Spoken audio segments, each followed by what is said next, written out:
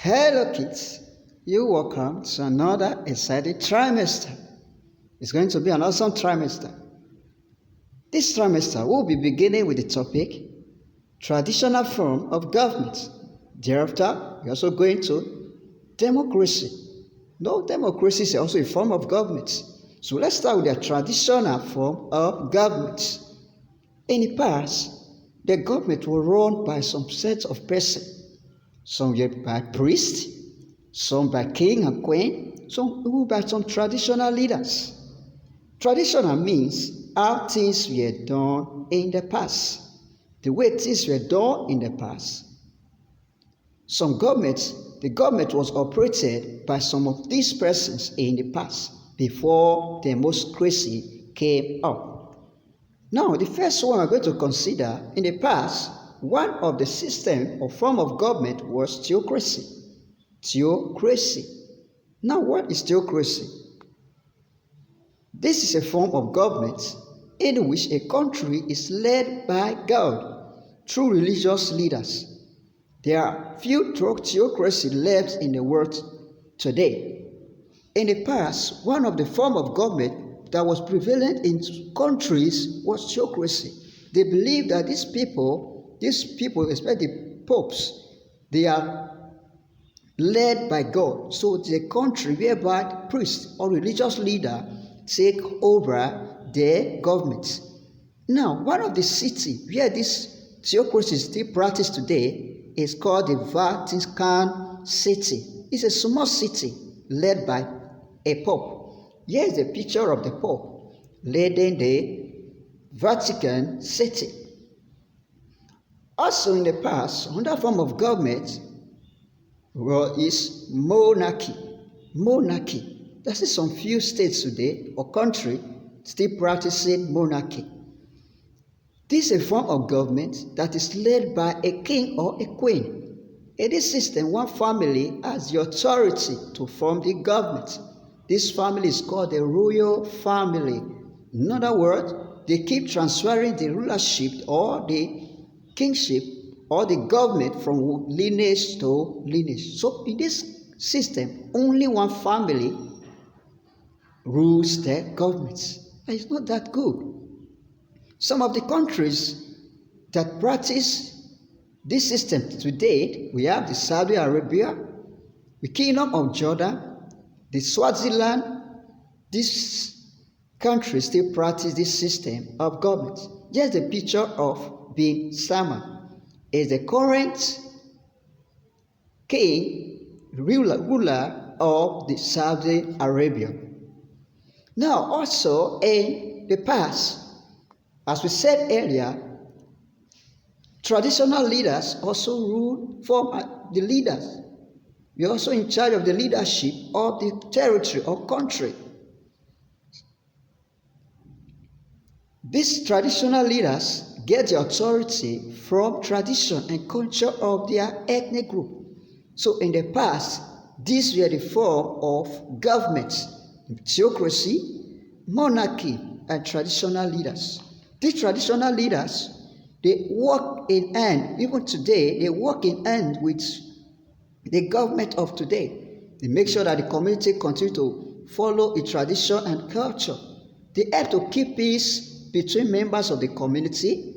They help poor members of the community, so on and so forth. So in the past, these were the form of government. These were the form of leaders in the society and the government.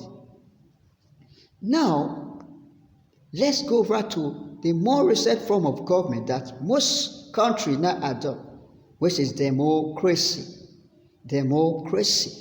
This seems to be a better system of government. We have democracy.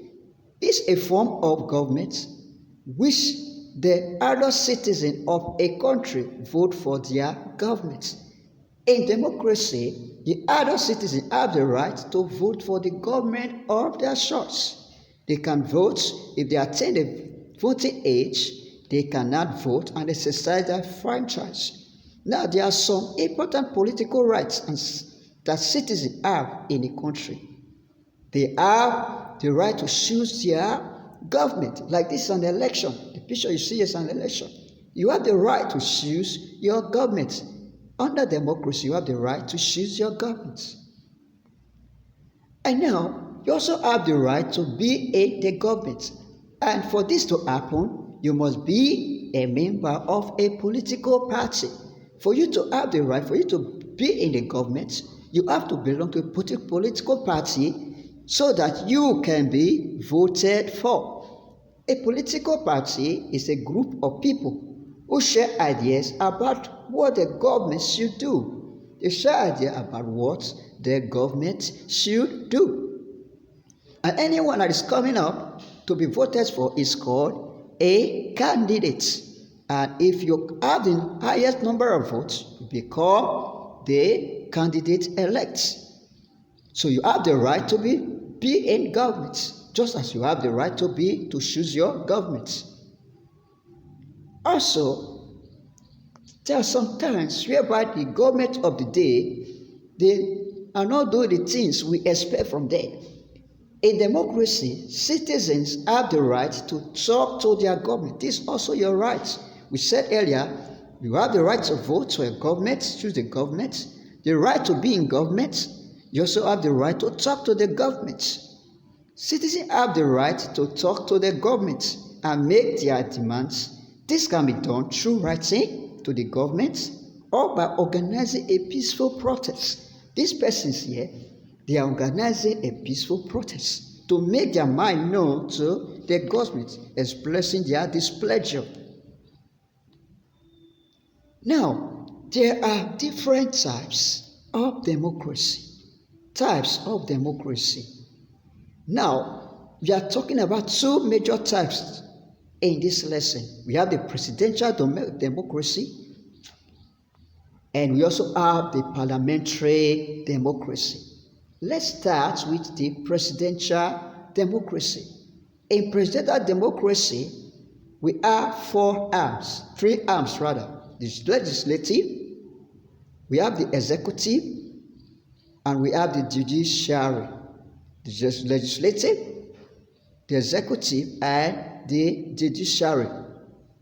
Now, under the legislative, we have the Senate and the House of Representatives. And under the executive, we have the president, the vice president, and members of the cabinet. And under the judiciary, which are the people that evaluate our laws, we have the Supreme Court and other federal courts. Let's come again. Legislative, we have the Senate and House of Representatives. In executive, we have the vice president, the president, and members of the cabinet. And in judiciary, we have the Supreme Court and other federal courts. All right, the second system we're talking about is the parliamentary democracy. The head of this system of government is called the Prime Minister. Prime Minister, who is normally the head of the party that got the most votes for the legislature. Now, in this system of government, citizens do not vote for the Prime Minister. Instead, they vote for people who will make the law for the country. So the person, the group that have the highest votes, the leader of that group will become the Prime Minister. So they are voting for people who will make law for the country. This legislature is also called the parliament. Legislature is also called the parliament. So it's a system of government whereby you vote for lawmakers, and the head of that group that win the election become the Prime Minister. Some countries like the United Kingdom and Canada still practice this system today.